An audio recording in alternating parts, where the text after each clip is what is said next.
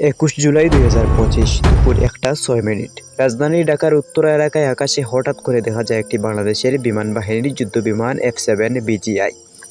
মুহূর্তেই বিকট শব্দ, তারপর ধোঁয়া আর আগুন।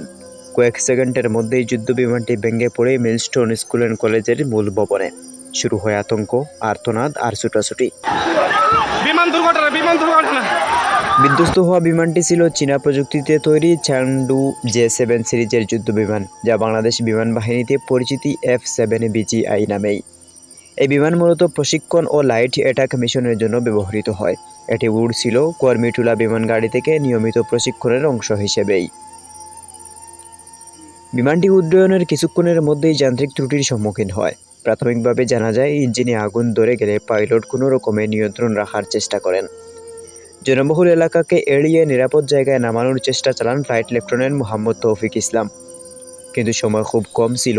এক পর্যায়ে বিমানটি নিয়ন্ত্রণ হারিয়ে সরাসরি মিলস্টোন স্কুল অ্যান্ড কলেজের ভবনে আছড়ে পড়ে। দুর্ঘটনার পরপরই বিমানটিতে ভয়াবহ বিস্ফোরণ হয়, যার আগুন দ্রুত চারিদিকে ছড়িয়ে পড়ে। ঘটনাস্থলে মুহূর্তেই সৃষ্টি হয় বিশৃঙ্খলা ও আতঙ্ক।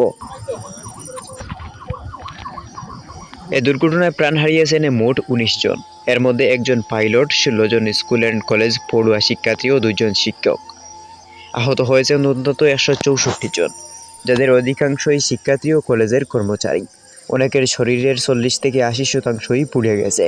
আহতদের ঢাকা মেডিকেল কলেজ হাসপাতালে, কুর্মিটোলা জেনারেল হাসপাতাল এবং CMH-এ নেওয়া হয়েছে।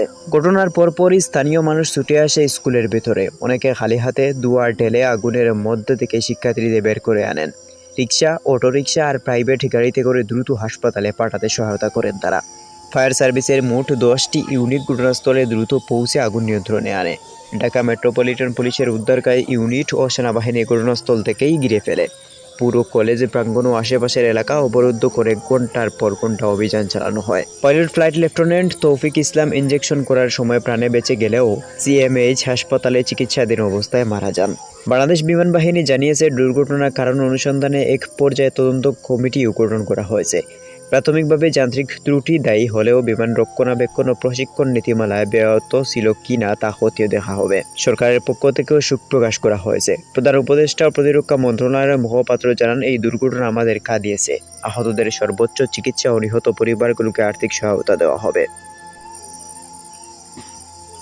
এ ঘটনার পর সামাজিক যোগাযোগ মাধ্যমে ক্ষোভ আর দুঃখ প্রকাশ করে অনেকেই প্রশ্ন তুলেছেন, এমন পুরনো যুদ্ধ বিমান দিয়ে এখনও কেন প্রশিক্ষণ চলছে? জনবহুল নগরীতে প্রশিক্ষণ বিমান চলাচল কতটাই বা নিরাপদ?